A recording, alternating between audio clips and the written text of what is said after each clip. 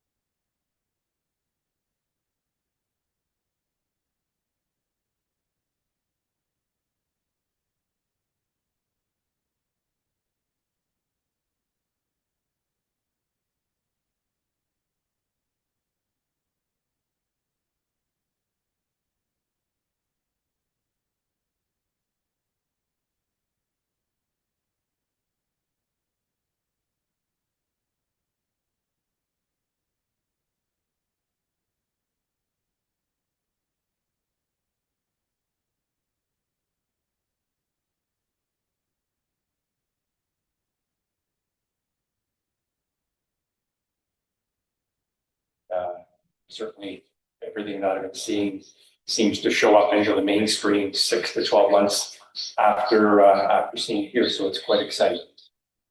Yeah. Yeah, so Martin Cleaver. I likewise been around about the same amount of time. My background, originally a software engineer. Yeah, sorry. Yeah. He's also doing our YouTube channels and LinkedIn streams. Yeah, all right.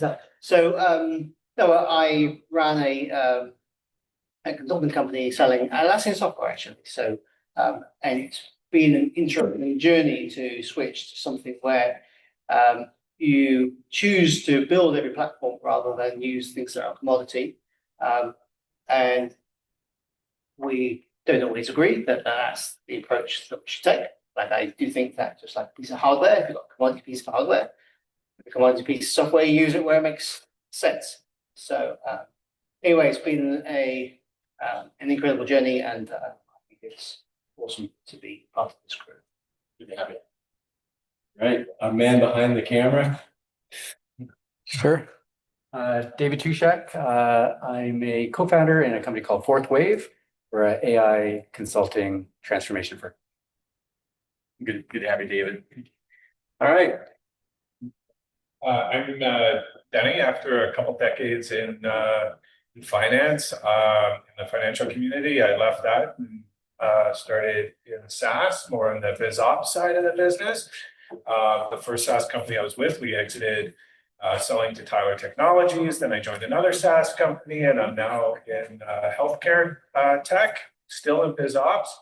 But look, the world's changed quite a bit, and biz ops is like just converging big time, right? With AI and agentic processing workflows, it's quite apparent to me that if you're building a business operation, you're not thinking about it from an AI first perspective, you're going to quickly fall behind. So right now, I'm just diving in deep into different organizations and groups and just trying to figure out the next business model that I want to deploy, to run the healthcare facility. Well, thanks for coming. Thank you. I'm Helen Trang. I'm from education tutoring. I just recently closed my business and am now looking to learn and figure out what my next opportunity is. Perfect. Hi, my name is Raphael. I work for a fintech as a marketing ops manager. But over the last 6 to 8 months, I've been immersed myself in AI. Kind of started with learning N8N, and most recently, I've just been in Claude Code every hour of my day. And I've been building software as a non-developer and just trying to figure out what I want to do as kind of the next steps. But I'm thinking about maybe getting into some consulting with doing some types of automations from an operational standpoint. And I've been meaning to learn more about agents, putting together some agentic workflows. So that's kind of why I'm here. That's what I'm looking to explore. You came to the right place. Yeah, I figured so. That's what we'd love to discuss. So we'll dig into that tonight for sure. Hi, everybody. My name's Tom. I've been in product development for a really long time, lots of different industries and markets, and levels. I first came across this Agentic Foundation last year at the Tech Week group, and was enamored. And at first did not believe what group was doing on the screen, real-time building hundreds of thousands of lines of code and agents and swarms and high memory and the whole thing in one shot on the screen, and just did not believe it was. So I decided, well, I have to come back just to make sure this is real. And I've been coming back every month since, and I also attend the online sessions for Hackerspace and the admin group that happens this week, each of those. And it's real. And I've recently just sort of started scaling up my work in Flow, it's a tool that groups develop, and got into code bases and burned out my cabin. So I'm looking at DevPod and trying to put it onto a laptop and get it a little more robust. And the types of things I'm looking at are product development, skills and tools. So some of the things you start to find in Jira, ClickUp, and tools like that manage backlogs and sprints. I really think we should be doing that to compress, but still slow down and gate the agents that they do the developing, so we can see them moving at intervals and we can sort of interact in a way that makes sense. So I got full profiles for my agents and writing them up so that they behave as I hope that they will, and I try to do something like that. So anyway, I'm learning. It's time to find you guys that are you will love it, and if you can come along down there, you know. Yeah.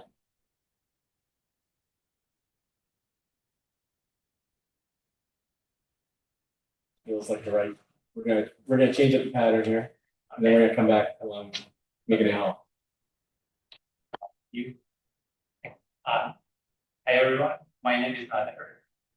Almost 3 days that I am software developer, and mostly I was in Iran, and I developed some big software in Iran, GIS, information system of Iranian. I was a member of the team for developing from scratch without using of the other libraries or components of other companies. So almost 4 years that I'm living in Toronto. So I studied blockchain here, and I had a master's degree of computer science. So I joined the Agentics Foundation. I think there are lots of values here for many reasons. So it's recorded every sessions. That's valuable for me because I can back from the ICE special rules knowledge. It's mostly very valuable for me. And honestly, I'm investing my time every day to watch develop this ambition.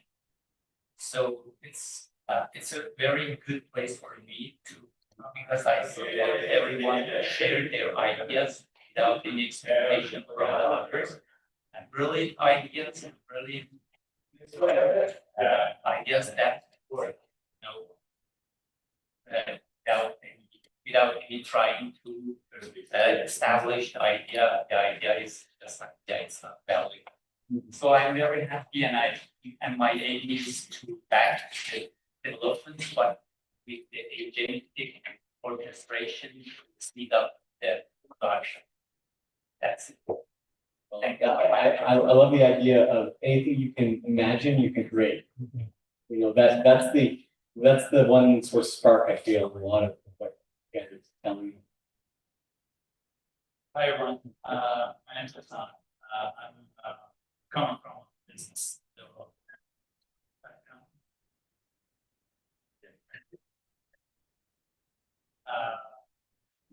I'm leading what we market for startup we're building in agentic infra space. It's to be an enterprise grade, say, controlling AI agents. And we'd like to enable enterprises to build and deploy and cover all their AI agents to our enterprise. That's we are still early, and I'm doing discovery calls with some enterprise clients just to understand the challenges. And yeah, here also to learn experience space, what challenges they were saying, what is a story agent, so demo production. Yeah, happy to be here. First time here, learn about this. Excited. Right. Well, welcome, and your focus sounds quite exciting to us. All right.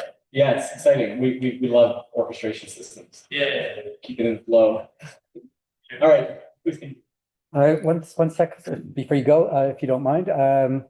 We've got remote people joining via Zoom, and the microphone's way over here. So if we can elevate our voices, that'd be great. I guess we're asking for projection. Projection. Project your voices, if you please. Oh, we have a microphone. Oh, we got a microphone. Look at that. Just stop. Okay.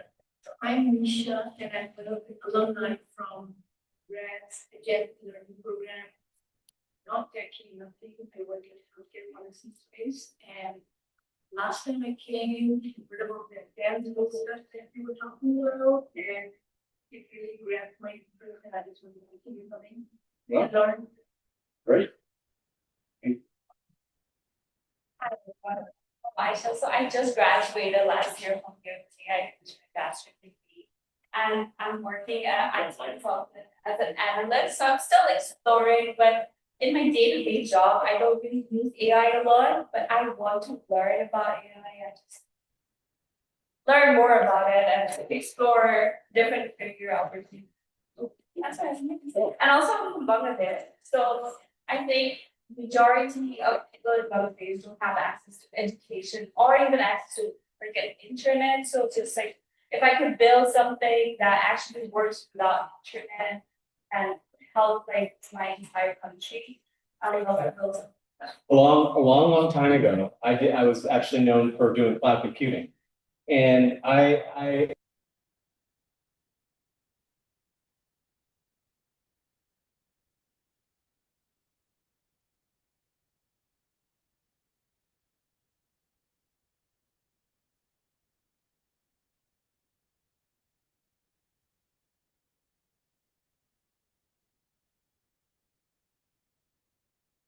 Hi, everyone. My name is John. I'm a chief product officer at a software company. Been in the software space for 25 years.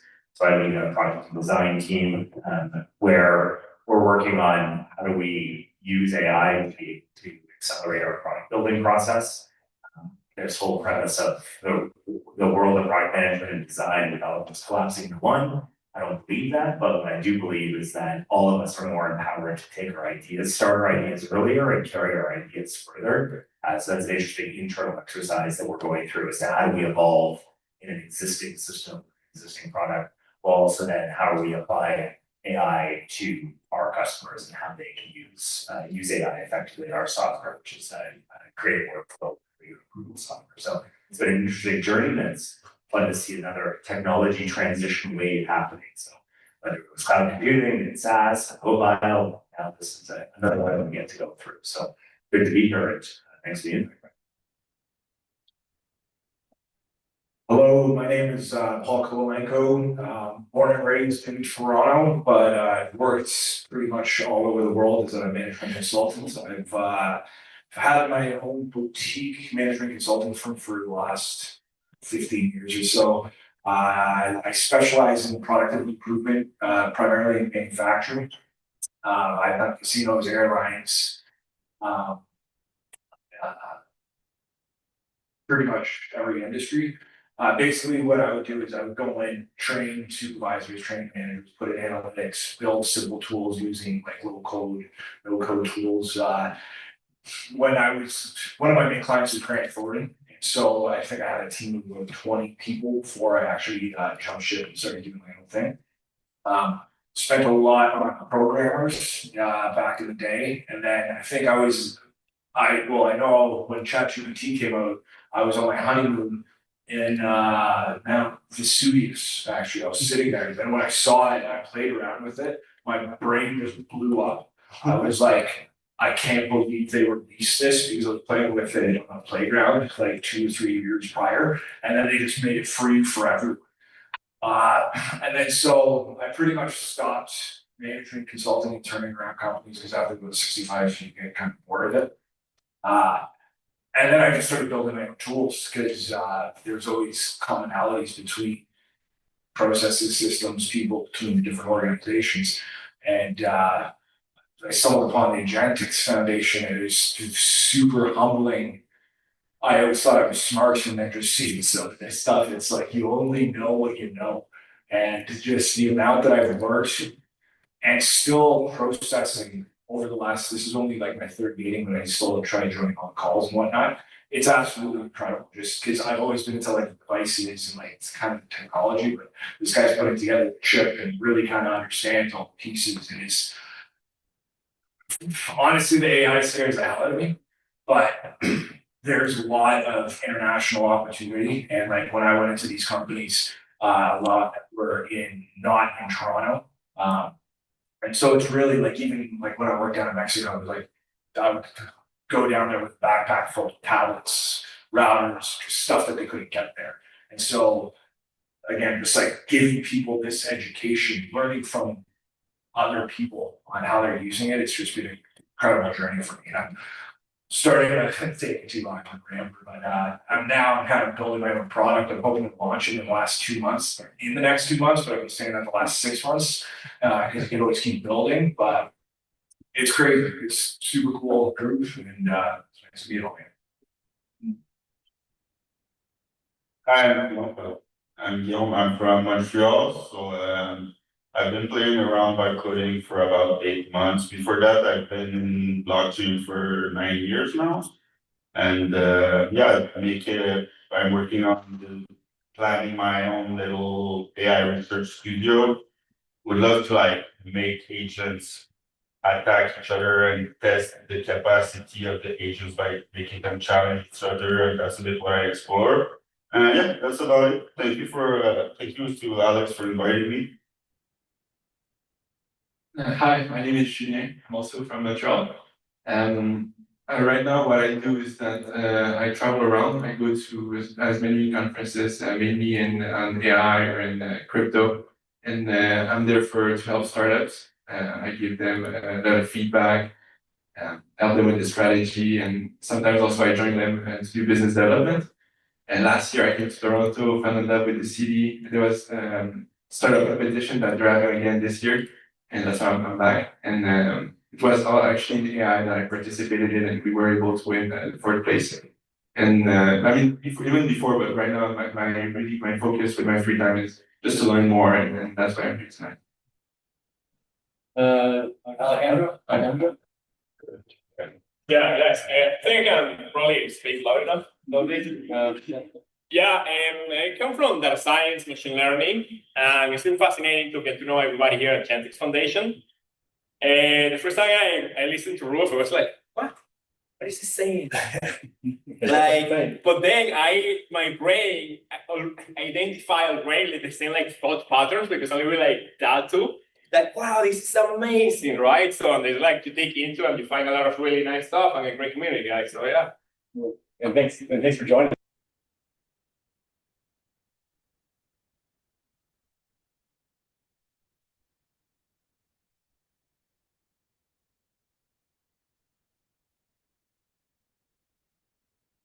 I work in the data and AI team for the mid-sized startup, and yes, agentic AI and all those buzzwords are kind of my bread and butter.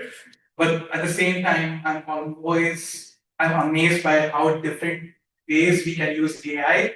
Like in my work, in my day-to-day, I use it mostly for jamming ideas and coding, but at the same time, I know analytics people use it in some other manner. GTM folks use it in some other manner, consulting. So even though the foundation is the same, how we use it depending on where we are in life and what we are doing in outside and inside work, it always fascinates me, and that's what drives me to come here. Well, So happy to be here. All right. Thanks for coming. Yeah, it's,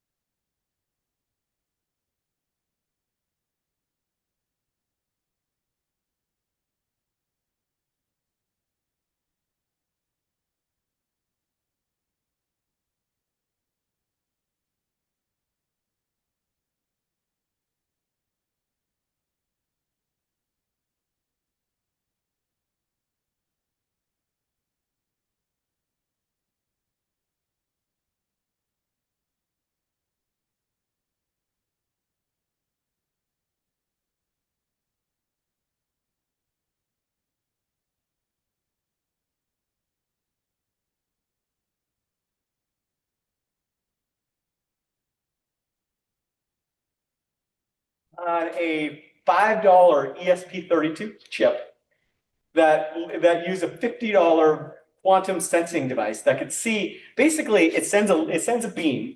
It could be a laser beam, a very tight laser beam, or it can be various RF signals, such as like Wi-Fi or AM radio, and then it creates a map of that area.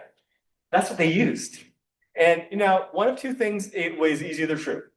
They invented all the various other things that made to make this happen, and which has never existed before, in parallel to me, possibly US government, tons of money, or they went to my GitHub repo, which has been downloaded something like 7 million times in the last 2 months, and just used that. My guess is they use this, and the people who know, I got a shout out. I don't know if this is a good shout out, to be honest. I actually think it was a little bit of a weird shout out, but the head of AI for the Department of War in the US said I was his favorite AI guy. So that's a little weird. I don't know. I guess I'll take it. Thanks. It was a really nice post, like really heartfelt, but from a really odd sort of place. I don't know.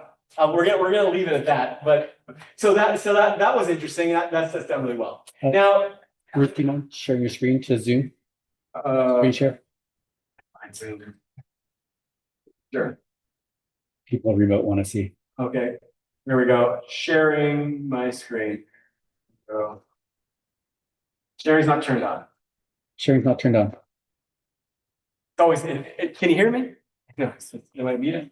You actually are muted on your mic. Okay. Mic. Still can't share.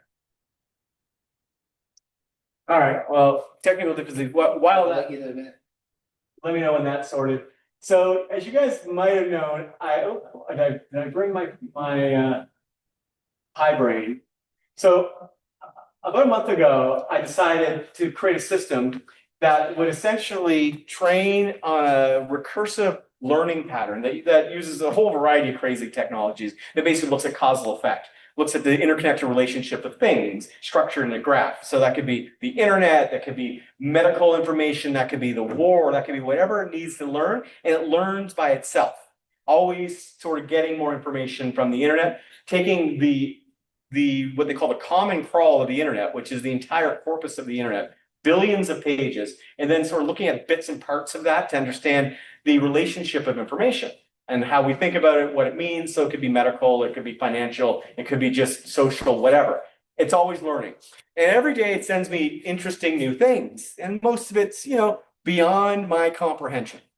Now, what's weird about this, so it knows me, its purpose is to sort of make me and the people around me life better. It's an altruistic AI. Its goal is to sort of not make money in the sense, but to help society as an indirect connection to me, the people that are most important to me in my life and the things that are meaningful to me. So at one point, like a year ago, I had mentioned on one of my live casts that someone close to me suffers from epilepsy.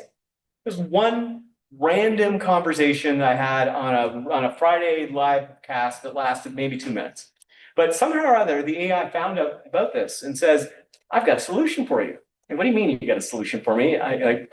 That's kind of weird, right? So let's go. Yeah, just share your screen. No, I gotta share my screen. All right.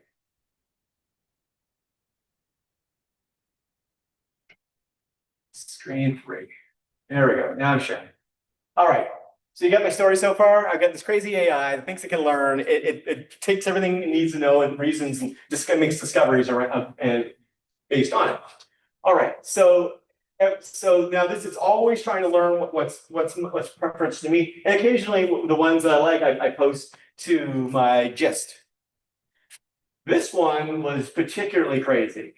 So, experiment output pre-seizure boundary detection. How to reproduce. So created some code, some things. What the heck did it do? So according to this, I've said we'll get to the part where I'm qualifying it, but according to this, it's detected a method to get 235 seconds of warning before an active seizure begins, epileptic seizure. The current state of the art for pre-warning of an epileptic seizure is 0 seconds. That means we are currently not able to do any forewarning on a seizure. They just kind of happen. And for those who suffer from it, that means they can't drive, or they there's a lot of things that are particularly problematic, not to mention brain degradation every time you have one. So what this thing appeared to do, the author Drew Becker research proof, what if you had, and this is not 45 seconds, this is 235, that's 4 minutes. So imagine you're driving or swimming, and that's the reality for many, that you have a seizure in those situations, and that can be deadly, especially if you're driving a car or swimming in a pool. Now, what the system did is it used a mechanism to look at the structural integrity of the EEG. This is the brain pattern signals that are building, but it's not looking at the actual structure of that. It's looking at the inverse structure of it. It's looking at the blank space and saying, what's changed? And when the parts that are outside of the baseline, the blank dead space, it says this is something I need to look at more closely. So it's able to do signal detection. Now, when I showed you earlier this idea of signal detection, the use of my see-through walls system, same idea. I'm looking at the structure of the world around us and looking at not what everything is, not at all the signals that are in the room, but only the signals that are meaningful in that room, like your heartbeat, and how those heartbeats might correlate to location in different dimensions. A mesh of different RF signals can recreate the structure of a room without actually having any cameras see what that structure is, electromagnetic map of the room. Now looking at the blank space to do that. Similarly, this system decided, well, what if we apply that to brainwaves? And it went through a whole process of creating this. So this is the preamble, but it actually created the code and trained it on tens of thousands of different EEG samples that were publicly available on the internet from that common crawl that I was telling you about. It went and found every bit of real data relating to this particular ailment and said, how can we, one, discover the problem before it's a problem, which is really interesting. And then it tested the thesis millions of times while I slept at night doing absolutely nothing. And it came up with a result, looking at all these various structures and said, actually, there is a pattern that we can detect. It's faint. But when you look at it and you separate the signal from the noise, it's able to detect that pattern. Now, so now looked at the clinical, so then it did a clinical sort of analysis, looked at a bunch of different documents, looked at different patients, looked at the correlation of those. This is me a year and a half ago mentioning that someone I knew had epilepsy, and it decided to go and study this for me on my behalf. That in itself is absolutely crazy. The fact that it appears to have actually done something noticeable and first of its kind is even crazier. So here's the technical methods. Here's the graph structures. Here's the mathematical guarantees. So this forms the basis of a ADR, an architectural decision record. When you're building an agentic flow, the key to building things is understanding the decisions and the ramification of those decisions. An agent is a loop. You see it on our little poster here, a continual loop that is constantly questioning its own reasons, right? And that creates a logic comprehension sort of a loop, if you will. The system is doing that millions and millions of times in really, really tight time constraints. We're talking sub 1 millisecond. So if you think of an agent as a thread, millions of tiny little threads thinking about different little things and sharing those with each other. And they're using this weird quirk of what they call temporal dynamics, like straight out of Star Trek, right? When you move really quickly at really small periods of time, you're able to use a lot less energy. Now that energy is important because within the structure of things that don't exist very long, so an agent, if you call it an agent, that leads to do one thing in a very short period of time, there's not a buildup of entropy. The chaos of something that exists for a long time is lowered. So the system is capable of making little tiny predictions within that and at the different signals it's looking at without having to depend on things like a GPU or large amounts of energy because it doesn't exist long enough for a large amount of energy to be used. That's all happening under the covers here. So it's looking at these sort of spaces and saying, how do these spaces connect together? And this, again, all happening without a GPU by itself on commodity hardware. So it's doing stats, it's doing comparisons of existing methods, and then it's giving me examples that's provable and recreatable with the approach that was used. So obviously, with great claim comes great proof, right? If you're going to claim to be solving seizures, you're going to want to be able to show that that's possible in not just on fake data but in the real life. That's where my friends from Vermont come in. So Vermont, there's a group of, I don't know, what's about 15 MDs, and they represent all kinds of different areas of science and medicine and pharmaceuticals. And I sent this over to them.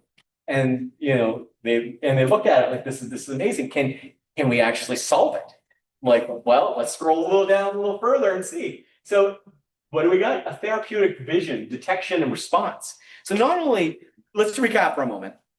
The system somehow discovered that I had someone that was meaningful, had a certain thing, and it exists to make my life and the people around me's life better. It found that, and not only did it say, I can literally tell you 4 minutes before a seizure is going to happen that it's going to happen, I can then have a mechanism that uses a combination of different structures to potentially stop the seizure from ever happening. Now, And for that to happen, it gave me some science, auditory, and again, this is all fairly, fairly plausible. And take it with a grain of salt or whatever. We've got here auditory entertainment. So there are things that already exist. It's been shown to modulate oscillations in the target frequency bands. That's sound. So giving a certain frequency can affect how people's brain work. So different tones, different kilohertz tones, and it's been proven. People use it to get to sleep at night. Then you have photonic driving. So it's been proven that you can induce an epileptic seizure based on lights and things that you see. Flashing lights, for example, that you see in a show, sometimes they have to have that little warning. So we know we can evoke it. So the question is, if we can evoke it, can we revoke it? And according to this, timing matters. So during the whatever window, the brain is in transition, not yet left out from the seizures or dynamics, you can start actually monitoring both the brain pattern using the system I showed you earlier, capable of detecting those brain patterns, and adjust in real time based on the unique physiology of the person in which it's interacting with. It's learning how your brain actually operates specifically for you, not for anybody else. It's a form of personalized AI-induced therapy, almost. I don't know how to describe it. Then it says the vagus nerve stimulation is already FDA approved, and you can use this technology, and it can be triggered on demand. So it says if we combine these parts, we can actually stop the epileptic seizure from happening altogether. What we don't know. This is big. What we don't know. So an AI system that's attempting to solve a currently unsolved disease. Sound alone is probably not enough. Yeah, it makes sense. Early is in the 30-second window before a critical threshold is crossed, might shift things back, meaning there might be causal effects on things. The question is, if you shift it by 10 minutes, does it get 10 times worse? Does it happen 10 times more frequently? Those are things you'd have to look at, right? And the only way you get to that point is to have someone willing to actually try it. And I don't have epilepsy. Now, I would suggest highly, and any of these concocted schemes, and this speaks to a sort of future of a kind of transhumanist future, where we have the willing and ability to sort of create substrates that are optimized for us, medically, psychologically, whatever it is that we're trying to do, and optimize for that. Now, the real question is, and it's pretty much the topic of every cyberpunk movie ever made, is what do we look like when the technology is kind of infused into our being? But that's a whole other can of worms. In the meantime, is this me or is this a little bit nuts? Definitely nuts. Pretty nuts. But we believe you. And if you don't believe me, the code's on my repo. So I published it. And you can see exactly how the process worked. So we can go here to root vector. So root vector is kind of like my mad scientist lab. This is where all my crazy stuff ends up first. We'll get this out here. And if you're curious on how I build any of this things, and some of the stuff obviously is not built by me, I'm the orchestrator, but it's built by the AI. It's all Rust, it's all optimized. And okay, first of all, why should you trust me? Well, I've got 65% of the US hospitals currently as customers. I've got some of the largest companies in the world. 5 of the Fortune 5 are my clients. So big profitable companies hire me. Doesn't mean I know what I'm doing. It just means they seem to think I do. I'm great, Matt. All right, but yeah, so I do a lot in the medical space. A lot in the medical space. All right, so everything that I've ever done in this repo, which is a lot, 1.5 million lines of code, is defined here based on an ADR. If you take away anything from what I'm showing you tonight, it's going to be the ADR. There we go. Where did I do my brain hypothesis? Maybe this one.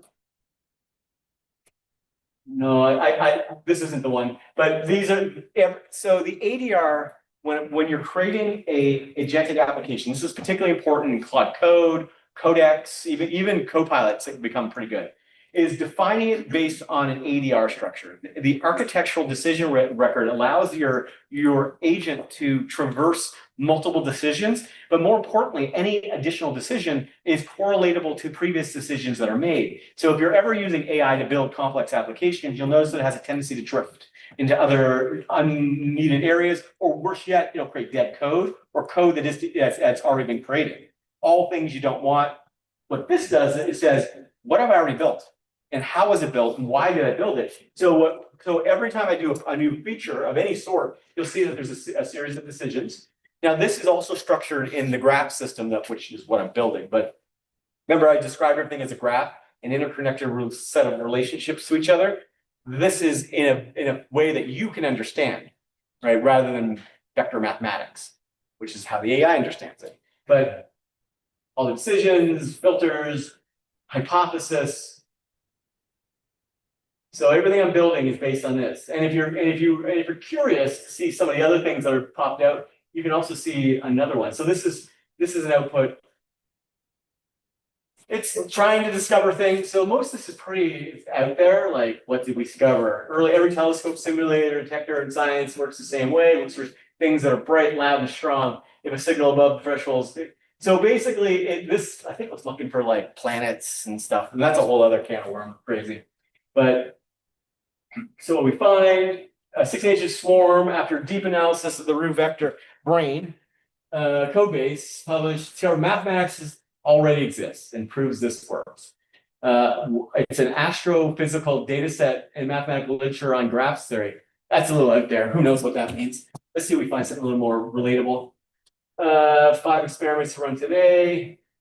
It's just discovering crazy stuff. So this is what I'm looking at in the morning. Like, I'm on my exercise bike. I'm like, what did the crazy brain come up with last night? And so I'm just scrolling through and blah, blah, blah. And I gotta copy this into Claude. He explained it to me like I'm an idiot and tell me what this actually means.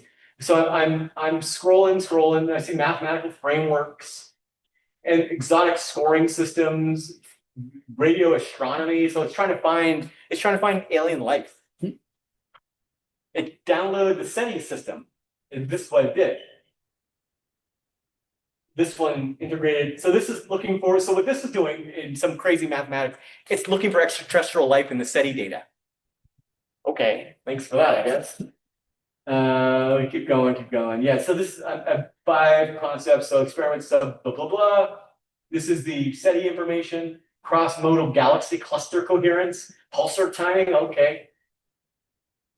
Here's how you can accelerate it. Theoretical boundary first detection. So anyway, I'm reading through this, trying to figure out, well, what in the world does this all mean? And then eventually we'll find the part where it made that discovery. So there's more data. This is more trying to find. It's found millions of planets at this point. It's so many it's impossible to prove. Yeah. I have a question for you regarding those ADR documents.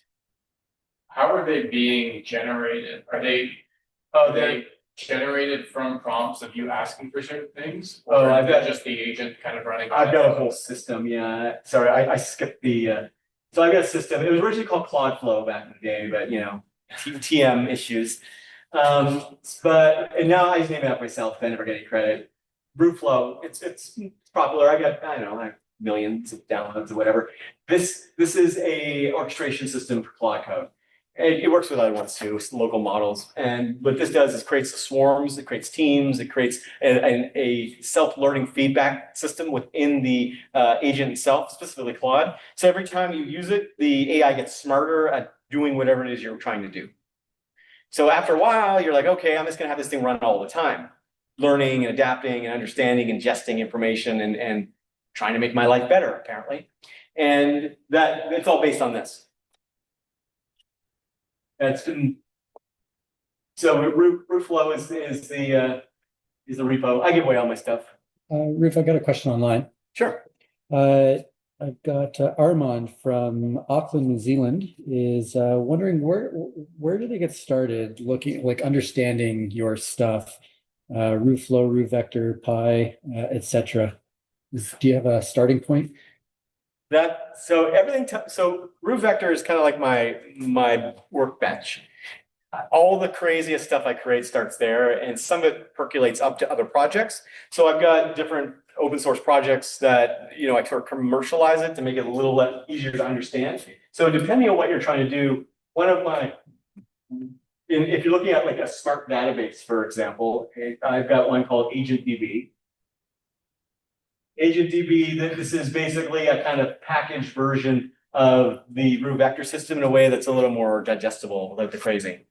Yeah, so you're doing data related. So let's say you have a data set. Let's say you're doing a SaaS company, or you've got some existing data set you want to understand in a new and interesting way, and you point AgentDB at it and basically say, what am I missing?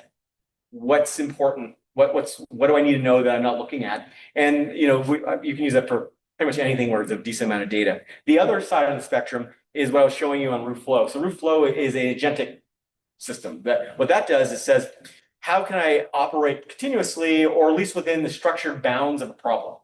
The bounds of a problem might be build an application or create ADRs to understand how to translate that into something that I can build. So usually it's a multi-step process. Step one, I've got, in my case, I've got a crazy brain that dreams stuff up and does discoveries. Step two, prove it. I've been doing this long enough to know that there's a lot of bullshit and a lot of hype and sort of AI psychosis that is just not true. And so a lot of the way that I structure my system is around the concepts of coherence. A language model lies, not because it wants to, because it has to. It's a linguistic interpretation of information on probabilism. So what does that mean in simple terms?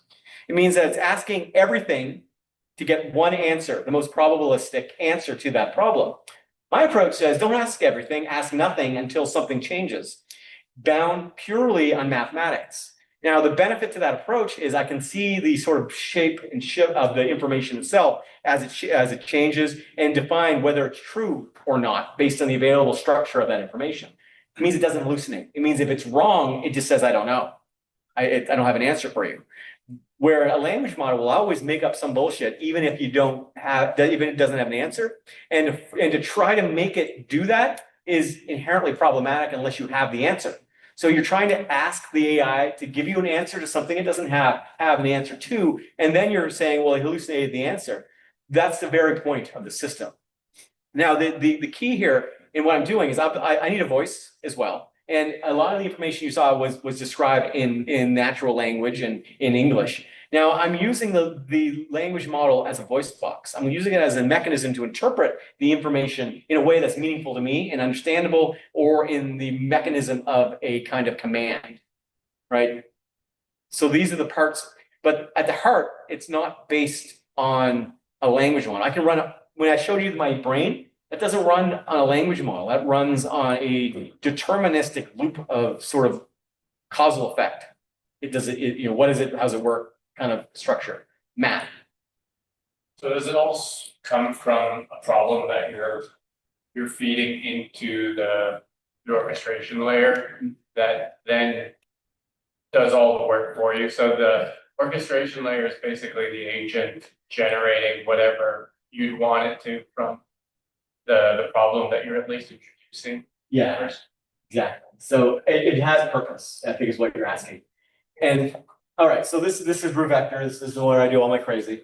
So we're looking. So I was working on my memory. I found a bug because I'm always, because it's growing. I've had too much growth of the memory structure, so I had to do a little brain trimming. Oops. Here we go. Am I back? All right. So the first thing we're going to do is, what did the brain discover today? Simple.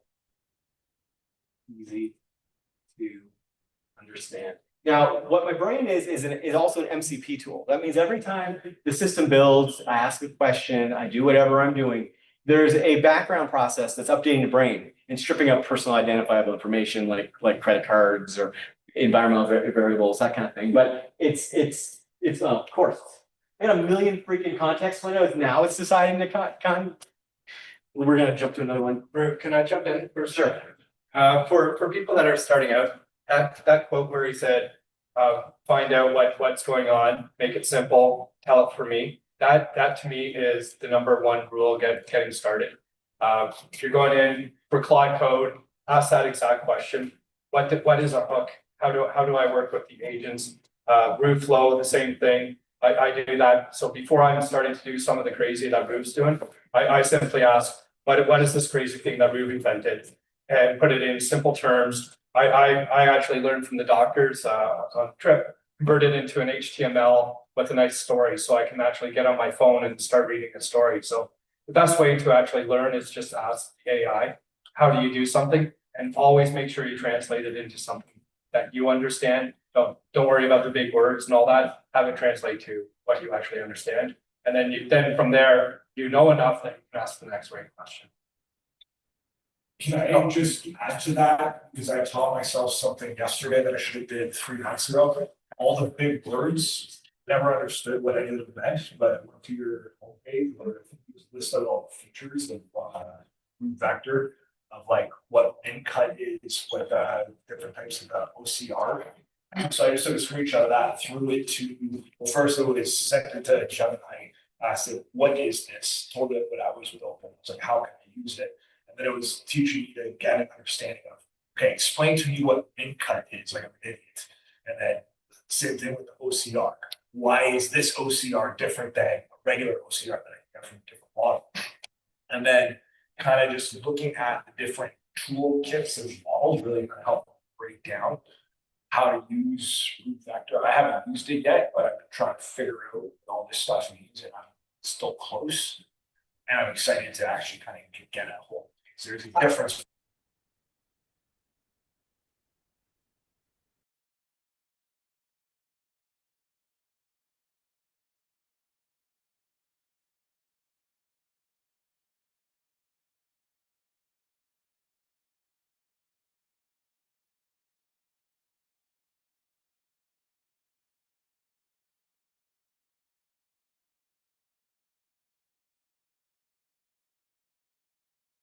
Really, especially with the new cinematic options. So contrastive AI, and that's what my thing is. Everything I'm describing tonight is this idea of contrast. You describe as min cut. The minimum cut between a complex system is the most important part of that system. And the big aha for me, I'm able to do that on complex things in real time. But before December, that was if one part of a complex graph structure changed, you'd have to restructure and reanalyze the entire graph. And that was problematic for a lot of reasons. Think of DNA. So what a new algorithm allowed me to do is do that as things change in real time without any delay. So suddenly you could have 1 billion different parameters in a model, but I didn't have to recalculate the entire model if one tiny little part of that model changed. So that allows for contrast. And this is where this video comes in. Hopefully, we'll see here. My audio is going to turn on here. Okay.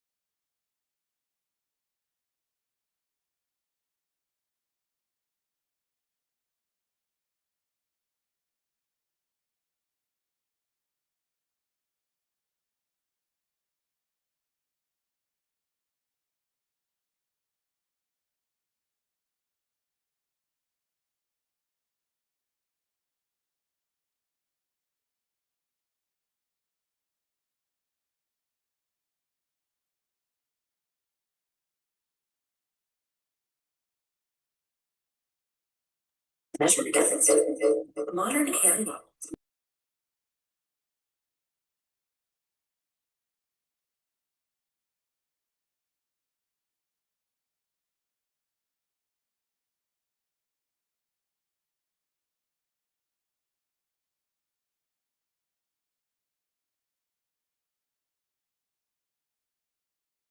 All my problems. Yeah, so I muted. Does that solve your problem? Yeah. Yeah, I knew the audio was going to be an issue. So how am I doing it? Let's take a look. All right. So I fed it a lot of information, but what I'm actually, I don't like this big. Let me close that up.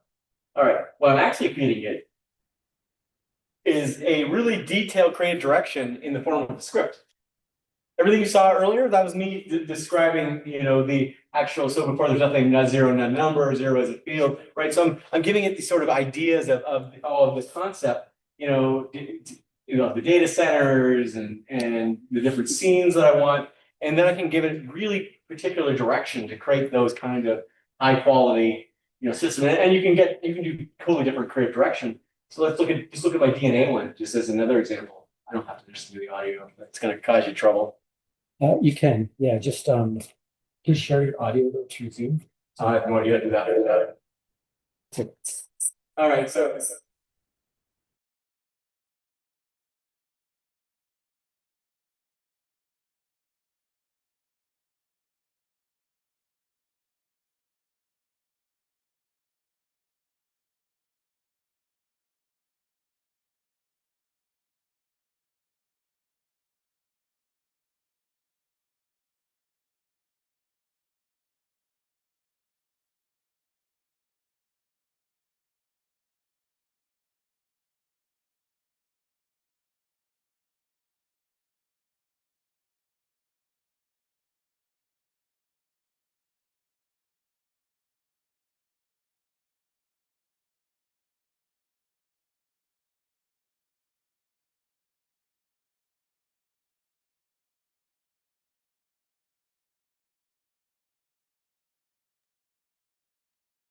Analysis in 1 second. But one of my investors, and I've got a chip company that I'm trying to get off the ground. He's part of a group. It's straight up Jurassic Park. So they found my tech, and they're attempting to bring. Well, they brought a dire wolf back to life. Apparently, it's a giant wolf that was extinct 40,000 years ago. Apparently, now they're trying to bring back a woolly mammoth with this, and they're using this technology to do a kind of reverse engineering of the genome of these extinct animals. It's straight up Jurassic Park. Mm-hmm. That's what this is. And, they discover me on my little projects. So these things sound absolutely, I don't know what the right word is, insane, yet they work. I think that's the actual insane part. So what I'm saying is some random dude in Oakville on a whim decided to see if he could build the world's fastest DNA analysis system and then reverse engineer various forms of DNA. This thing is so powerful. Someone used it to do a real-time genomic analysis of entire cities' DNA through sewage. And it was able to separate all the genetic information of random sewage and look at different, I don't even know what craziness they were trying to do. It separates the parts. It separates the parts and then looks at the the differences in those parts to say what's outside, what's the problem here? And it can detect things like who's doing drugs, what kind of drugs, how old are the people that are doing drugs? Are there new forms of cancers that are prevalent in a certain part of the city? And do those cancers correlate to potential pollutants coming from that part of the city? If so, what are those pollutants? I think the part that's the craziest part of the things I put out there is actually seeing what others are building on it. And that's just 2 crazy examples. So anyway, Which of your tools did they use? this is RBDNA. Yeah, so anyway, super fast, super crazy, and I've got hundreds of these projects. Just every time I do, I create a little video. What else we got here? Thermodynamics, cognitive mesh. Here we go. One more quick one. We'll see. Oh, this was before they do the cinematic. Yeah, there's different types. So this is what the explainer looks like. Not bad either. Oh no, this is the first. Let's see. We just do this real quick.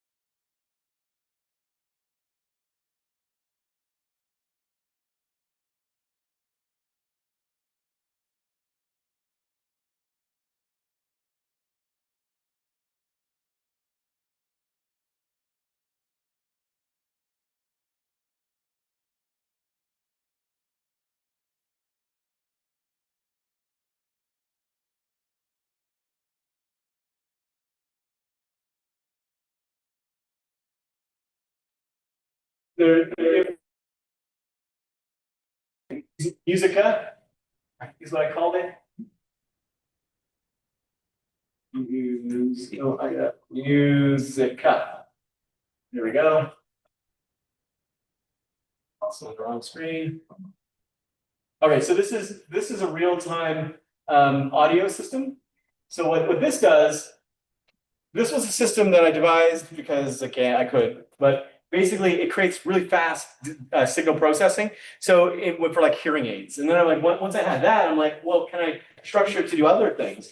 So what this does is essentially creates a really, really high fidelity audio separation system. Like you can use it for like DJing, I guess. But what it really is good at doing is separating sounds and audio. So remember I was showing you earlier the idea of the wavelengths in the room, the electromagnetics and whatnot. Think about a room with 1,000 people talking in it all at once, and with the noise that would make and the jumble of all this sort of interconnected patterns. What this thing can do in real time is separate every single one of those voices and tell you that person over there is thinking about doing something bad, or the general vibe of the room is they're happy. I'm trying to think of good use cases for it, to be honest. But regardless, the fact that it can do that is pretty amazing. Now, taking it a step further, Chris Royce, our friendly neighborhood vibe coder, created a system that allows you to do high fidelity voice. What do you even call that? Like voice hashing? Replacement. So yeah, voice cloning. So he created a really high fidelity voice, like 96% voice cloner, anything it hears in after like a few seconds. So what this can do is create an avatar. So taking it a step further, I'm like, I've got the system that can do the wire pose I showed you earlier. I can see the position, the heartbeats. I can now separate audio from everyone in the room. I can now do real-time transposing of that audio into an animated character or whatever with no latency. The key part here is the fact that it's ridiculously low latency. So I can do all that in under like 0.12 milliseconds. Remember, your brain comprehends information at around 100 milliseconds. Anything under 100 milliseconds is basically indistinguishable. It's faster than we can perceive. This is running around 10 times faster than what we can perceive. So in that time frame between 100 milliseconds and below, I'm able to manipulate the information. So what that means is I can make you instantly sound like someone else faster than you can tell that you're being dubbed. Now take that a step further. I've got this optimized for a hearing aid. So what that means, and I beat the world record for the hearing aid number as well. So that means if you go back to Star Trek for a moment, you have a universal translator. I'm capable of translating information in a high fidelity fashion faster than your brain can actually comprehend. That means instantaneous translation as you speak, straight up Star Trek. Generally in your own voice. In your own voice in a different language. Yeah. Optimized for exactly how you understand that language. I don't even have to know. It just magically knows, based on a whole variety of patterns, what the optimal language structure for you is. Will I be able to understand my wife? Well, psychosomatics are the whole other can of worms. But yeah, so in this case, what I would do is I'd probably take that and I'd create a little video explaining that concept and how you can run it. And then all the code's here, by the way, you can run the whole damn thing. And these are just random Tuesday nights, me playing around on vibe coding at 2 in the morning. Vibe coded? This is all vibe coded. Wow. Everything I showed, well, I'm the architect, if you will, but it's vibe coding. Like I've got an ADR, so that's an architecture. So I'm engineering the process. But beyond that, I'm just following where the rabbit hole leads. And it's leading to some pretty crazy places. So now I've got audio. I can look at the electromagnetic sphere of the world. I can do real-time DNA. I can map that DNA to a quantum space in high fidelity and understand the interconnected relationship of that data before you've even blinked. Your ADRs, they describe the decisions from the initial point, but do you also have an initial anchor document? Because Yes. oftentimes you'll come in. You see it here, I can show it to you. Yeah, we do. Let's Where go you back. got that? Yeah, let's go back here. Where were they? Too many. We gotta find what the right one is. My review, yeah, review's not bad. So actually, let's go. I get too many options, too many things open here.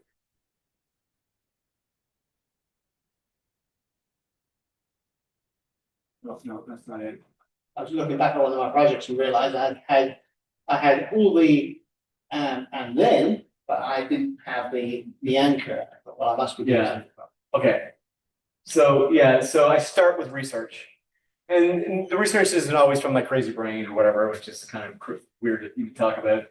So this would be like an implementation plan and structures of how I'm gonna do it and whatnot. Once I'm happy with sort of But that what it doesn't is, have the mission and vision of. this is the mission and vision, yeah. But they would have been a prompt that got. Well, of course, I'm the prompt. Yes. I'm exploring because I can. But once I've decided what it is I want to build and how much I want to build it, this is the research of it. Once I've got that, I go in and create the ADRs. The ADRs is the implementation. Well, I should be able to find docs research in any project I've used.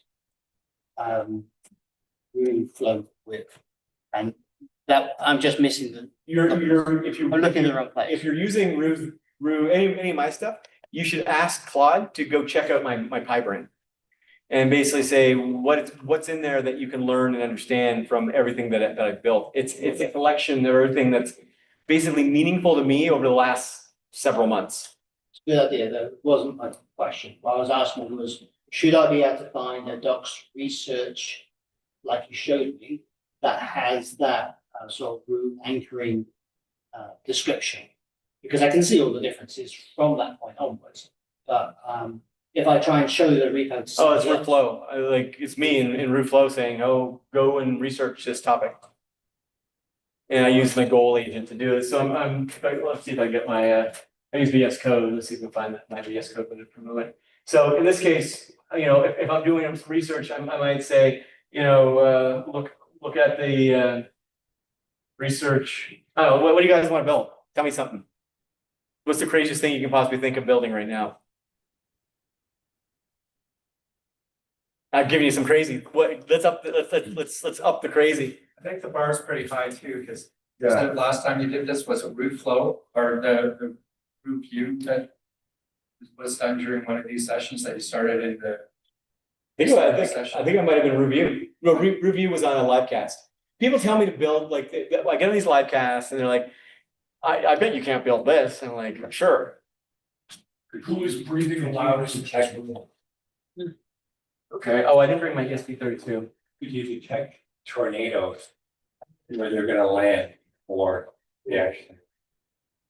Climate stuff is tricky. I've done some climate. There's some climate things in here. I've previously built. This is the detector. So this is how I would detect the heartbeat. Now the problem is there's too many people in this room. So the other thing I've got is and this is Martin's I brought for him, but this is the seed. So what the seed does, this is a little box that allows me to connect it to other devices. So all the AI as I've shown you runs on this tiny little device. So it runs on a AA battery. You can connect it to listening, whatever. So we did a bird one once where we were able to talk to birds, which was kind of crazy. 7 cents, I think we called that. This takes all the inputs, separates them, and allows you to understand it in real time. That could be stock trading just as easily as medical heart condition or what brains, whatever. Okay, people in a room. And these connect to it. So what this does is creates a mesh. So I can have multiple of these devices. They're cheap, a couple $100 kind of thing. And you connect them together and you put them in different parts of a room, and it can study, let's say, the vibration of a pipe. And now most times the vibration of that pipe is the same. Now water flowing through it, gas flowing through it, whatever it happens to be is uniform or within the bounds of what it usually operates within. Suddenly there's a leak in that pipe. These devices can literally detect the minor vibrational differences in that pipe and suddenly say, the pipe is leaking, and here's where it's leaking. Based on purely the vibration. Now, in that scenario, it's going to be looking at a couple things to get that information. It's going to be looking at the RF signature. Now, remember the RF signature, depending on the wavelength can go deeper, farther. So a 5 gigahertz, for example, you might use on a Wi-Fi. You use that because it has a lot more fidelity, so you get a lot more information, but it doesn't go as far. So if you want your Wi-Fi to go far, you use a smaller frequency, 2.4 gigahertz. Will go further, but carries less information. Now, within my structure, I can go from almost 1 hertz all the way up to 10,000 or 60,000 hertz. That means 60,000, I can get really high fidelity, but I can't go very far. Where at 1 hertz, I can go half a kilometer underground and see if there's a oil or some gold or a person buried potentially.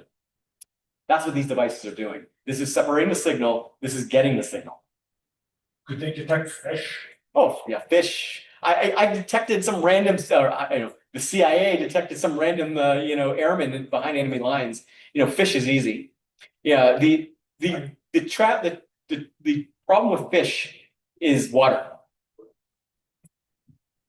Just if you're looking for an idea to build I have a client out on Lake Erie's process perch pickerel. Got like 20 boats and whatnot, so I was trying to pitch them on let's take your cappings logs, let's take the yield information for the plant, let's get the historical weather, and see if we can actually build a tool for fishery that can actually get the geographical spins to the earth to figure out when is the best time to fish. And I wasn't smart enough to do that, so. Okay, let's do it. Fish,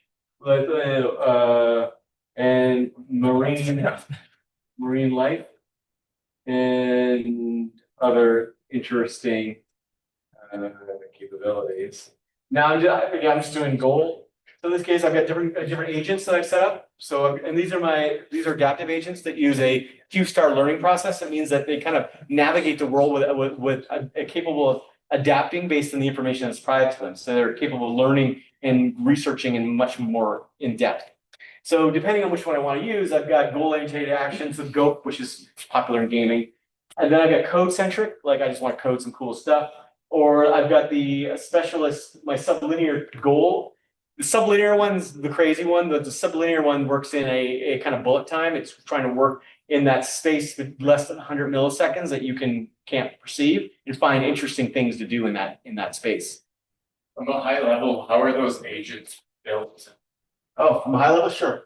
We go here, we go Claude, and we go to agents, and then we'll go to goal. And we'll choose the goal. Choose this one. This is the sublinear. This is the crazier one. Let's go with less crazy. Let's go with this one. Okay. So it's just one MD file for it? Well, there's also causal. So there's also my brain and memory system that works in conjunction with this. But yeah, in the most simple terms, this is defining its reason and actions. It's a skill, right? Yeah. It says dynamic planning, use a search algorithm. Now, remember, my system has these tools, these self-learning capabilities that the system can invoke. So without my root flow, it's gonna fake it. But this allows it to use all those capabilities that exist within my platform to learn and adapt and traverse and understand. This is the general guidance. It's essentially a prompt. Observe, orient, decide, dynamic replanning. The dynamic replanning is critical. Does it communicate with your Yep. brain by MCP? Exactly, and here's how it does. So then tell it exactly how to use the MCP tool to do so. Tells it how to store the memories, how to use those memories, and that's it. And it also knows all about its own memories. So if we go down here to Claude.md, this is the core guidance of the Claude system itself. It's how I like to organize the project architecture, my configs. You can't do more than 15 agents concurrently in Claude Code, so I tell it, don't try. You can't do it, so why waste any time doing it? How I lead to build, linked security, concurrency, swarm orchestration. How it handles drift. Drift is important. This allows my system to stay on point and not wander into rabbit holes I don't care about. That's how I can build the crazy. Tells it how to do consensus, swarm execution rules. Remember, they're all working together in unison. Here are the commands it has available to it. This is all part of root vector. This is part of Rooflow. This is my orchestration system.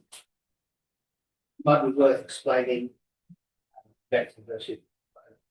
So root vector is the memory. It's my AI. So it's remember I was showing that little contrastive AI video where it's the sort of inverse of GPU driven AI. It's a graph-based self-learning system. So it's more like a database. That's not a database, but it's more like a database than a monolithic AI model. It's a structure that learns and adapts as it's used. So it learns incrementally over time. It's also worth noting that root vector has, all these connections and a graph system traverses, but it also means it's Root's dev system. So if you want everything that Root does at the highest level of crazy, then you would start at root vector. But if you want to get going slowly and don't necessarily need that complexity, you would probably start with Rootflow. Yes, that's well said. So simple starting point, Rooflow. If you're just going with Claude Code, install Rooflow, npx Rooflow, and then ask Claude, what the heck can I do with this thing? And follow where that leads. Once you start doing the more interesting things, then that usually leads to discovering the more eccentric parts of my portfolio. But I wouldn't, you can start with just like, hey, Claude, what does root vector do? And can it solve my problem? Can it make my company better? Can it make me money? Can it solve whatever problem you're trying to solve? Now, like anything you like, especially when it comes to like medical things, find a trained professional to guide you. I've got my doctors that guide me through a lot of this stuff. And it is prone to induce AI psychosis. It's a thing. So you believe your own whatever, be careful. And root vector is particularly well suited to, take you down a little crazy pathway. So be careful, is all I'm suggesting. Yeah. Anybody want to present or show or do? We've got some time here. Or questions? And actually, we present something that the other day looks like going out like a hackathon. You want to show it? Yeah, sure. Sure, let's do it. Figure out all this too. I got your box there too. Alejandro's are human. This is I upgraded to the latest version. Martin does a lot in the robotic space. So I've got a chip company I'm trying to get off the ground. Yeah, they're getting a little peek up here. You need a plug-in. I'm just gonna.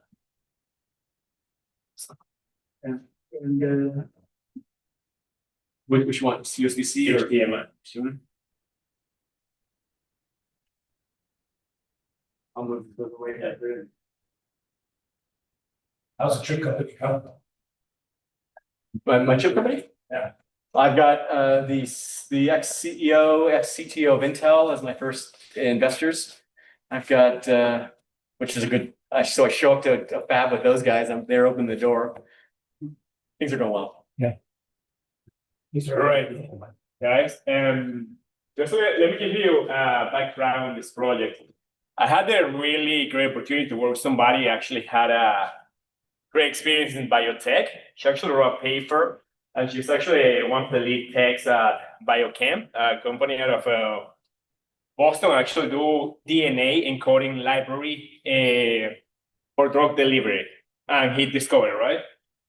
Do you guys have anyone here with a biotech or like a biology background?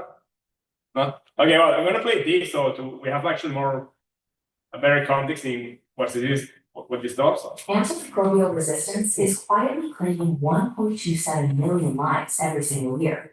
The driving force behind many of these infections is an enzyme called NDM1. It acts as a molecular shield for bacteria, neutralizing our strongest last resort antibiotics.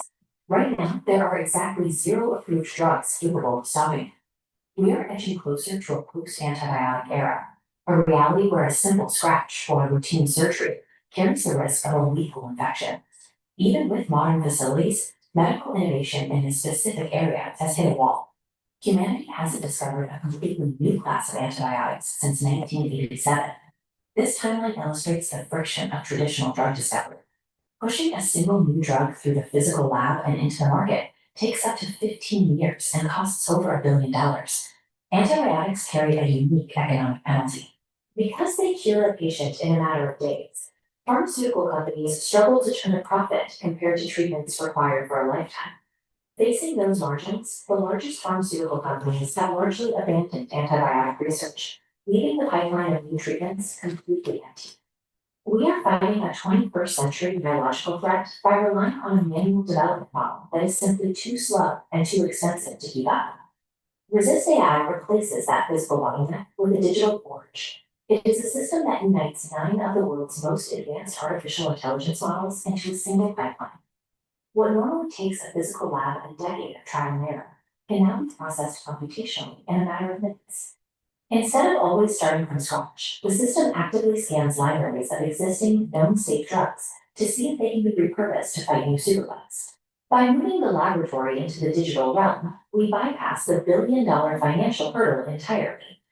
The AI maps the bacteria's 3D structure and pinpoints the molecular weak spot. Next, it screens hundreds of FDA-approved drugs until a molecule locks in perfectly. If none fit, it generates a custom-built protein therapeutic, then runs a safety simulation to ensure human compatibility. Every molecular blueprint is delivered alongside a comprehensive clinical report, detailing the biological reasoning behind why the drug will succeed. The result of this 4-step digital pipeline is a clinical-grade blueprint ready for physical synthesis in a real-world lab. This chart compares the low hit rate of traditional physical screening against Resist AI's computational models. When tested against known inhibitors, the AI predicted successful drug findings with over 91% confidence. Because the system heavily prioritizes repurposing drugs that are already FDA approved, developers can skip years of preliminary safety trials. Cures that previously required 15 years of development can now reach dying patients in just 3 to 5 years. We now have a sustainable, fast-tracked pathway to get mass-produced cures out of the lab and into hospitals. Millions of lives currently hang in the balance against pathogens that are constantly evolving to survive our best medicines. But a dark post-antibiotic era is no longer an inevitable future. We have altered how we fight back. Resist AI provides the speed necessary to match the pace of resistance, giving researchers the tools to identify new treatments as quickly as they are needed. By replacing the billion-dollar physical lab with a digital pipeline, we are building a development model that is as fast and adaptive as the bacteria themselves. All right, guys, that's for the introduction. How do you do that style? Well, let me show you. Still early prototype, still all Python in the back end, and Gradio as the front end. Let me just put it right here. Yeah, there you go. Here's the Resist AI.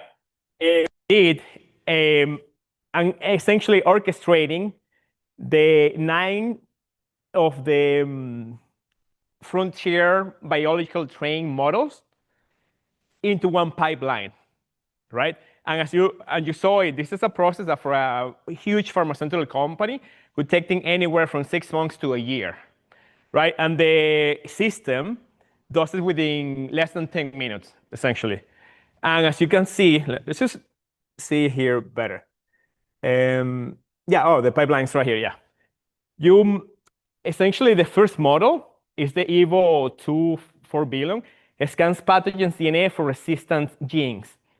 What I'm doing first, essentially, I took the escape pathogens ranking from the World Health Organization, and I'm actually targeting the 4 most dangerous pathogens right now that are actually antibiotic resistant, right? That is why it's called resistant AI, right? And then essentially the models, they translate everything to a technical audience, to somebody actually who might be working on the lab, supporting these scientists to actually bring these drugs into the market, right? And saving a lot of money in the process, so. Yeah, The three-step pipeline here, you find the bacteria weak spots, then you test existing drugs against those weak spots because the system is actually scanning first all the known drugs we have actually come into market. And then trying to find a second use for these drugs that actually might be able to accelerate the discovery for an antibiotic actually be able to target and bind to these pathogens and break their resistance essentially, right? And then we go back to the pipeline, and then we can see in the first step is scans the pathogen's DNA. Then the second one, it does a drug ability test. It actually scores the target's protein using learned embeddings from the previous steps. Then in the third step, we actually fold each of the target protein into a 3D structure. And then we pass to predict the drug target binding affinity. And then we generate 3D docking poses on top of this. And then for the generation, invents a novel optimized drug molecule. This isn't the case, like one of the drugs that are being actually scanned don't have all the binding properties in it to actually be successful, right?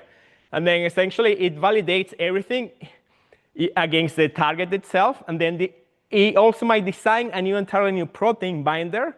They know is the actually pharmaceutical term they use. That actually will actually successfully bind to it. And then the sequence design actually sends the amino acid sequences to the binder. And then the reasoning generates the clinical analysis reports for everybody that is involved in the process, right? Because this is like run by very large teams, right? So, and then essentially here, I just was running this in the background because it takes like about 10 minutes, guys. This one actually did it in 400, like over 400 seconds, about like almost 7 minutes, right? And then essentially, you see the targets we actually went for. And then we told him to scan for 10 drug candidates and rank them based on their successful rates, right? On the binding, safety, and overall pathway.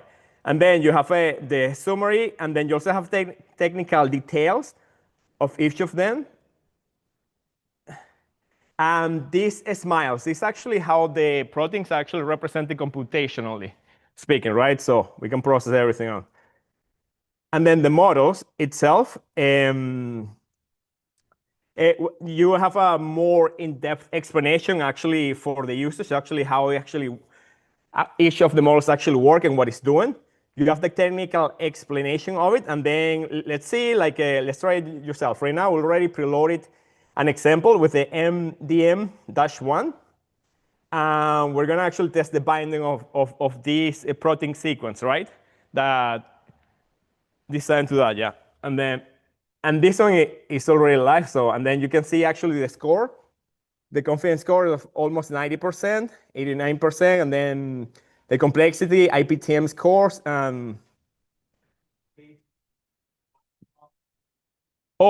when you do a screening for new drug discovery delivery, essentially you have to take these findings and take them to what is called wet lab, where actually biologists actually use like chemical compounds in the petri dish and actually test this in real life, right?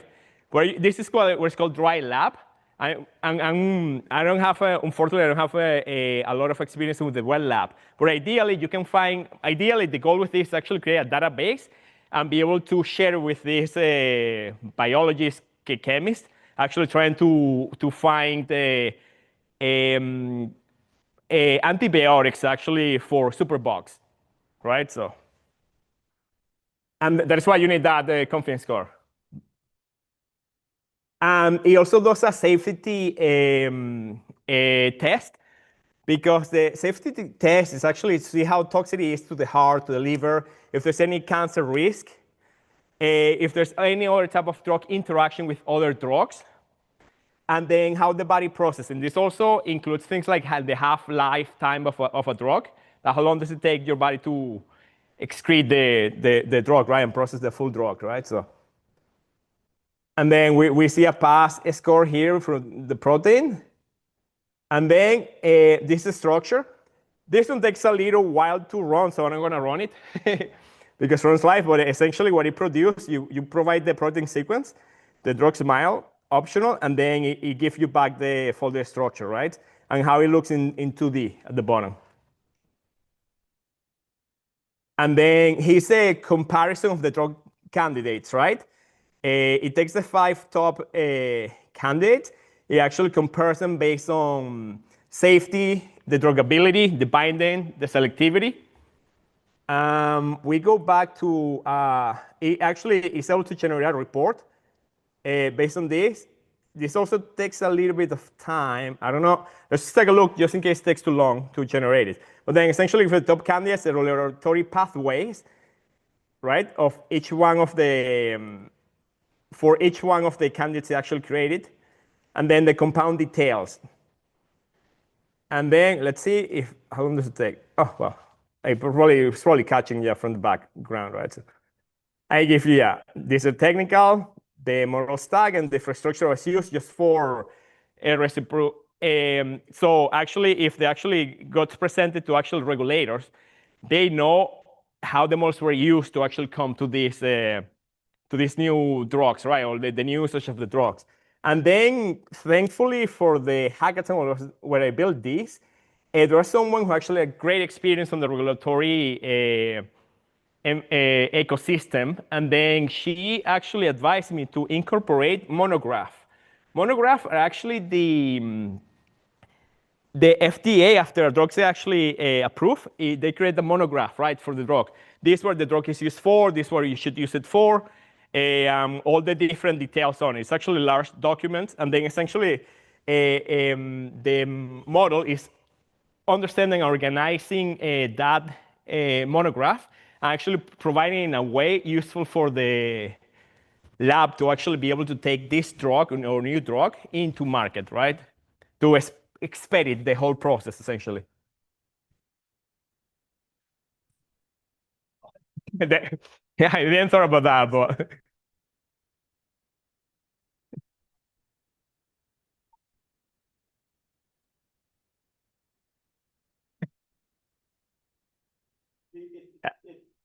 You're basically creating are you giving this away, or is this something you're going to I don't know yet. I actually thought about open sourcing it, but that's a very good point you bring up. What I'm thinking, I'm actually just make it in a way that academia people, students, labs, laboratories, actually has been already certified, like let's say the U of T wants to use this. Yeah, let's go and do it, right? So there, I know, I'm just guessing I'm okay just to cover up the cost of the models, and the inference, because it's actually quite high. But yeah, like a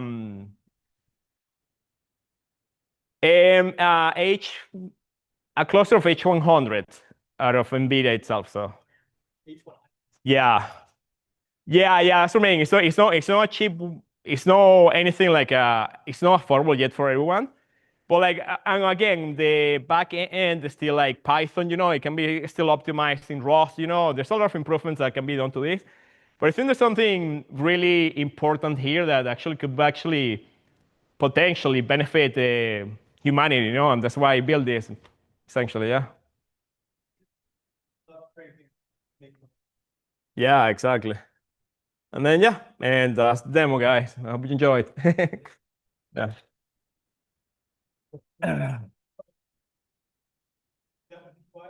Radio, yeah. Well, from machine learning, I feel very confident on Python, because I come from the area, right? So when you have to deploy quickly, Gradio is a great tool. It's not highly customizable, right? So I would prefer to have a React, really nice components and bottoms, that I can actually customize. Exactly. But I did what I could, right? In the time I had. So yeah, this was built over 3 days. Yeah. He's like, Lord, that raised. I can't remember. And he loves to create the most amazing UIs. Like they're animated in 3D, and there's things buzzing around. It looks like that you and he need a collab on this. We have collab before. I already used to show you. Could you keep your? Yeah, sure. Mind if I show something? Yeah. Can you just go to the URL? Here? Yeah, it's easier than getting my own. Yeah. A. Oh, okay, yeah. Oh, man, I don't mean to. In India, they're doing a transcendental AI journey. And this guy, his name is Nickel, he created a method that he believes, he's from a 300-year-old clan of yogis in central India. And he's told me, he's come, and his crew come up with a mechanism that creates this trance-like state that he then invokes with AI to take him on this journey. And it's the absolute craziest thing you've ever seen done. There might involve some forms of psilocybin in that as well. But if you're looking to push the boundaries of where your brain can go, this guy is absolutely nuts. And the reason I'm mentioning it, they're doing he wants to organize a retreat in India. 841. There. Put it on Agentics.yoga. Yeah, the Agentics.yoga. It's available. 1H3. You know, it's like, hey, get your guy on this. Yeah. And yes, it is. He's amazing. Yeah, he's one of my favorite AI derogatories. Yeah, there's a lot of crazy smart people in the Agentics Foundation. Love it. They're just connecting to this, but this I'm going outside of my comfort zone, the absolute extreme. I'm closer to Alejandro type background. But what I wanted to do was create something that was a virtual whiteboard. So I focused way outside my comfort zone, trying to get something where you can just essentially have an app builder for your front end. And I've got a lot of it built where the functionality is there. And over the next 2 weeks, I'm adding in all the back end, which has been my rabbit hole of going through doing a math-based language and an intent. I think I got 50 different Rust crates to do the intent side of it. So I'm just adding that in right now. But this is the builder. No, here, I'll just. So it's the exact opposite of what everyone else has been showing. This is trying to make it as easy as possible for. You're saying it's practical. So my main goal, I got to do a quick preface. It's main thing is my main goal is I want to have it where founders, marketing people, everyone in this room, you sit around, you hit the listen button. And the way that the technology works is based on when you listen, it goes through, and rather than going, if you're using a Lovable and all these things, that is a couple of minutes and it's doing processing and all this, I created a new way where it's just JSON.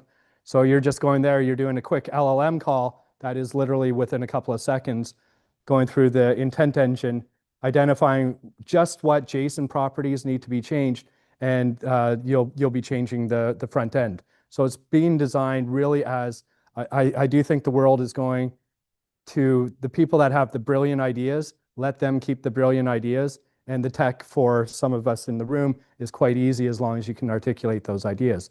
So my goal is, let's articulate your idea while you're there. You can play around, do some normal stuff that you would do in Lovable, but it's really, really fast. And then from that, because the back end is just JSON that you're editing, seconds rather than minutes for a normal LLM call. And then the last part is, for me, because I'm a spec-driven development kind of person, that's what I went down the big rabbit hole, is you click a button and you have enterprise-grade specs. So that's the theory. Right now is just the prototype, so it's mainly just the front end on someone else's machine. So I'm going to skip the research. This is where we went down. So kind of wanted it as invisible design, kind of the same as you would see on Wix. Again, I'm not a front-end person, so it took me a long time to figure out how to do front-end. And I'll just grab an example. Just to show. So you have all the regular settings that if you're in here, you're just a regular person, you want to click, you can change all your different settings. Let me grab the hero. So if I want to change change different things. So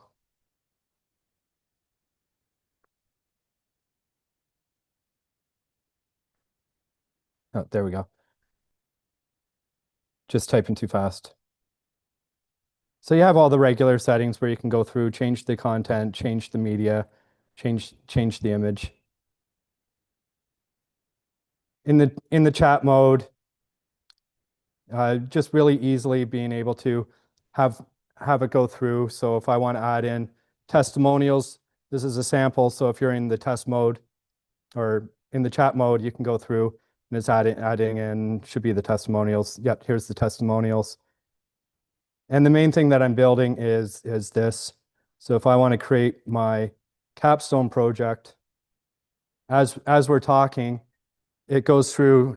Again, this is just the demo, but when you add in, if you want to add in your own LLM, you can do this yourself. It's going through and building out the website based on when you talk. So that's the main thing, just kind of the normal lovable type stuff. They did pretty well, even though Claude is releasing something that will make things a little difficult. So all the regular stuff that you're getting lovable, the main thing again is it's super fast because all you're changing is these settings. So if you're a programmer and want to take this, it's open source, you just go here and however you want to change the JSON settings, if you want to upload it or if you want an LLM, this is all you ever have to change. So there's no big massive LLM prompts. It's literally, if you have a word, what section do you want to change? You want to change the hero. Here's the coordinates or the constraints that you can change. Pick or choose which one. Almost no memory for an LLM call. You get back within seconds, and you can pick your own model. I'm adding in the intent, which is a lot more sophisticated. And then the main thing is, based on this, again, this is as far as I could possibly go without having the users with an LLM, which is the part that I'm adding. But you get all the normal specs that they're being designed that if you want a human to look at it, grab your North Star. It's all pre-populated based on the templates that are already built in here, based on the configurations you have. All these will add in. So if you're going old school, non-agentic engineering, or if you want to copy and paste this in, kind of more of a Claude Code starter way of doing programming like a lot of teams do, you just copy in the specs. Yeah. Yeah, so the main thing that I did, for this, yeah, I followed your process.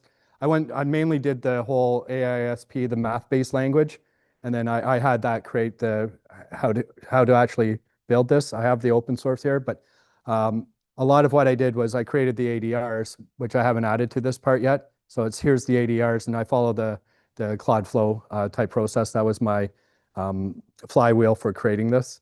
So I installed Claude Flow. I said, here's my specs, went back and forth. Front end is not my strength. So I said, here's some sites that I like the design of. Here's some screen caps, had it in Playwright. So it's going and screen capping everything, being able to score itself and then go through that.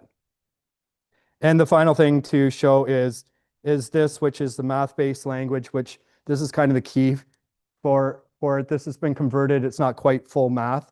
But in this case, this is just one spec that if you want to provide this to an agent, it's zero, right now it's 0% ambiguity, which means there's no decision that an LLM can make if they follow the specs. So if you're a regular coder, you put this in, you go through, you have some kind of recursive loop to say, check based on the specs. If what you have matches the specs exactly, it has to work. Which what this means for impact is once you have this system and you create great specs and you spend the money on a good LLM model for that, or I'll be adding in the intent model for it. Once you have the specs, you can go dirt cheap because the specs are the specs. Any LLM can read math. Every LLM can take this as long as you're matching up what the spec is to what they've done. If 1 + 1 = 2, you know that it's going to come out. And yeah, so it's open source right now on the main website. Oh, I don't know. If this was 2 years ago, this would be like a multi-million-dollar. Oh, new one? No. Oh, Go browser. Oh, I just wanted to. Like, these are amazing. It's like, but the question is, when you can just build anything, like, it's the bar's so low to just, I'm not gonna spend that, I can just build that kind of. Like where's the business? Yeah, that was my big realization when I saw the first videos from Open Cloud like a couple months ago. I was like the whole idea of building services for the internet is gonna go away because you can't just tell your AI what you're gonna need tomorrow morning and you wake up and it's built. So, we're not there yet, that it totally works the next morning, but we're gonna get there. I think you've got an interesting opportunity with that project to also take on Figma. Based on the mathematic breakdown of the design and just being able to feed that into an LLM and making sure that you get exactly what's there in hallucinations. Yeah. I think that's a massive place to take over because there's a lot of people working with Figma and then translating that into a design, but there's always some hallucinations and issues, but yeah. And for this, I'm just sticking to the front end because that was kind of super easy for people. The main thing is more if you're going into brownfield, like more of the crazy type stuff. So now when you're going through, can you fetch the normal stuff? So you're adding in like the crates that have been built. So the intent engine that I have, it's going through multiple systems to be able to understand what are you actually talking about. The case study that I have is grandma wants to build a website to sell cookies. Well, that's inferring a lot of information that I can get. Grandma's not tech savvy, therefore I can't provide anything technical. She's selling cookies, which means she wants to physically sell. And my engine, what it did was it identified if it knew the location of where she's going, it's able to go through, and in Ohio, you're not allowed to physically sell cookies on the website. So being able to provide that, or another case study I had for intent was wine in Picton, being able to go through and being able to not only create the site, but also have the warnings for the person based on their intent that you can't just sell wine in Picton, Ontario, but you're allowed to use a farmer's market on the main street. So that's just regular, like the goal planning stuff, but it's more about how do you infer the intent that people have, which seems to be a massive bottleneck right now, that a lot of people, especially vibe coding or even engineers, if you don't know what the process is, how do you even ask the right question? So that's kind of where I want to solve the problem is. I want people that have no idea what coding is, have no idea what a hero system is or testimonials, or let alone how to use these more advanced features, being able to just talk and having a system at least map out here's the process guideline. So you can now take it and give it to someone like Ruve or like myself that is going, okay, now I can take these specs and actually build something rather than Lovable or all these other sites or even AI Studio that pretty much you give me an AI Studio or Lovable. I look at it, say, thank you. I run my agents to say, what does this actually mean? And I have to create the specs myself and throw out your entire site. So that's the problem I'm trying to solve.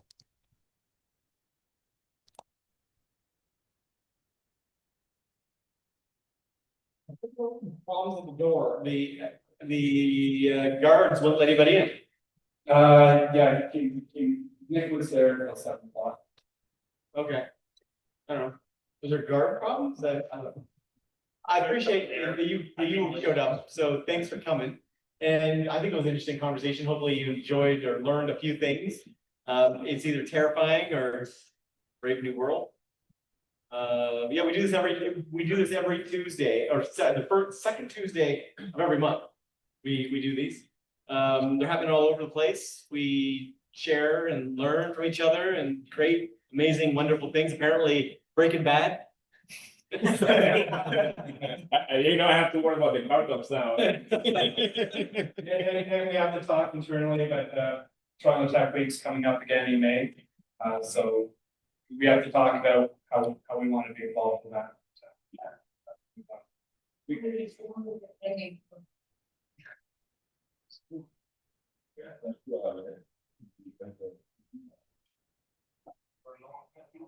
and if anyone's hungry, there's lots of pizza.